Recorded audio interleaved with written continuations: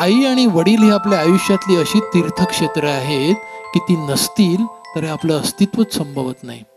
माय पित्याचा लळा जिव्हाळा हीच खरी दौलत. ज्या घरात वृद्ध आई वडील आहेत ते घर सगळ्यात श्रीमंत. आज मी श्रीमंत आहे. माय पित्याचा लळा जिव्हाळा हीच खरी दौलत.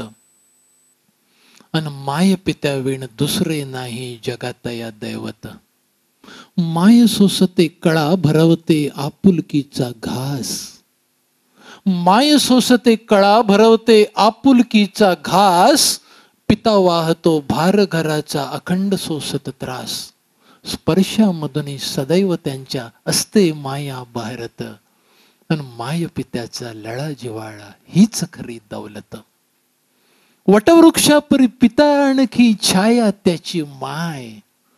दोघे एकरूप झालेले असतात संसाराच्या शेवटी, त्यांना कधी वेगळं करू नये. एक भाऊ म्हणतो आईला माझ्याकडे ठेवतो, दोघांचा भार मला सोसत नाही. दुसरा भाऊ म्हणतो बाबांना माझ्याकडे ठेवतो, काही दिवस झाले की त्यांना इंटरचेंज करू. वटवृक्षापरी पिता आणखी छाया त्याची माय.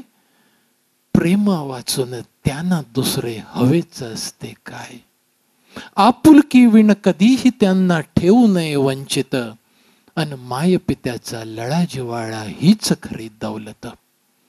शेवटचा अंतरा तुमच्यापैकी प्रत्येकासाठी आहे.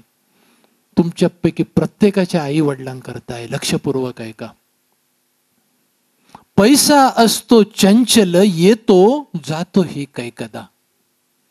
पैसा असतो चंचल येतो जातो ही कैकदा.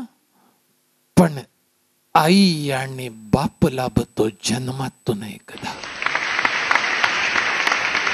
पैसा असतो चंचल येतो जातो ही कैकदा. पण आई आणि बाप लाभतो जन्मातून एकदा.